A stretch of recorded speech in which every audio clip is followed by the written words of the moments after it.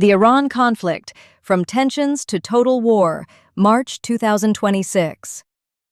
In late February 2026, the world watched as long simmering tensions in the Middle East erupted into open conflict.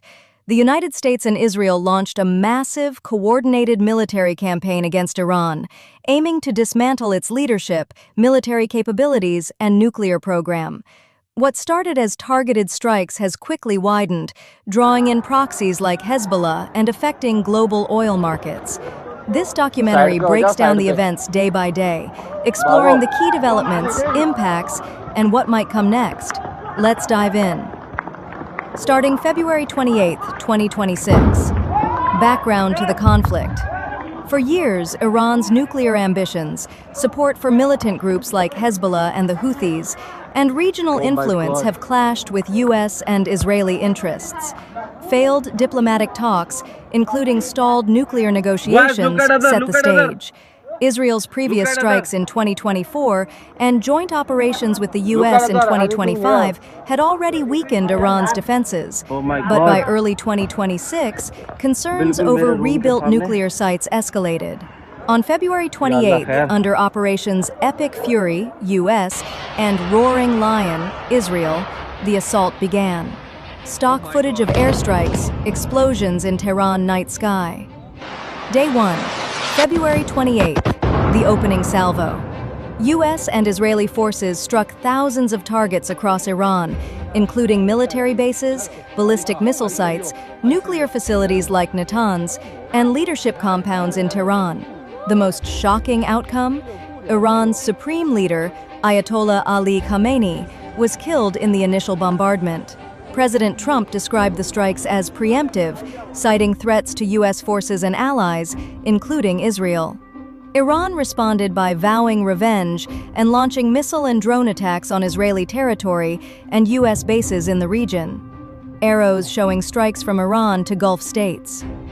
Day 2, March 1st, retaliation and widening fronts.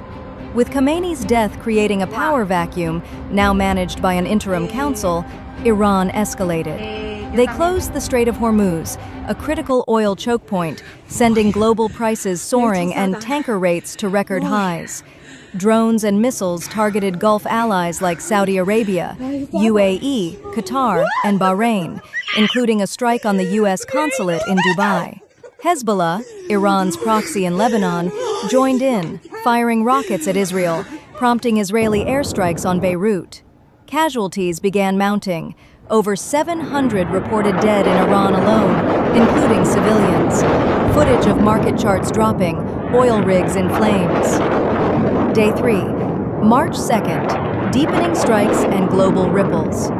U.S. and Israeli forces claimed air superiority, hitting over 1,700 targets, including Iran's leadership complex, the presidential office, and IRGC command centers. Israel struck the Assembly of Experts building, responsible for selecting a new supreme leader. Iran accused the attackers of war crimes, citing cluster bomb use and strikes on civilian sites like schools. Retaliatory fire intensified. Drones hit U.S. embassies in Saudi Arabia, Kuwait, and Lebanon, leading to closures and evacuation orders for Americans in the region. Global markets slumped amid fears of prolonged disruption. Current status graphic, March 3rd. Day 4, March 3rd. Ground incursions and leadership hunts. As we record this, the conflict enters its 4th day. Israel has launched a ground offensive into southern Lebanon to neutralize Hezbollah, seizing territory and killing key commanders like the Quds Force leader there. In Iran, strikes continue on nuclear-related compounds and remaining leadership figures. Trump stated that potential successors have been eliminated, leaving uncertainty about who will lead post-war. Iran has fired ballistic missiles at Israel and expanded drone attacks on Gulf energy infrastructure. Civilian toll: at least 787 killed in Iran, with thousands displaced in Lebanon. The UN warns of broader instability. Protests in Iran, world leaders' statements. Impacts and reactions. This war has already caused massive humanitarian crises, famine risks in affected areas, refugee flows, and over 50 deaths in Lebanon from Israeli strikes. Economically, oil prices have spiked, inflating global costs and tanking stocks.